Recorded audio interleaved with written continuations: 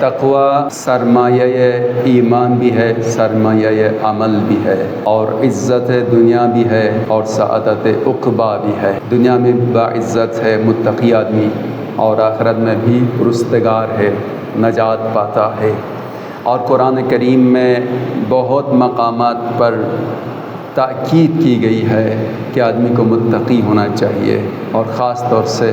جو صاحب ایمان ہے، اگر اس کا عقیدہ خدا کی وحدانیت پر ہے، عدالت پر ہے، قیامت پر ہے، نبوت پر ہے اور امامت پر ہے، غرض جو اللہ کی جانب سے جو ایمانیات و اعتقادات ہیں اس پر اگر اس کا عقیدہ ہے، ایمان ہے، تو اس عقیدے اور ایمان کا تقاضا اور اس کے لوازمات میں سے یہ ہے کہ آدمی کو متقی ہونا چاہیے۔ تقوی یعنی یہ کہ انسان واجب کام انجام دے اور حرام سے دور رہے، اور اسی پر اپنی زندگی گزارے، وہ شخص متقی ہوتا ہے۔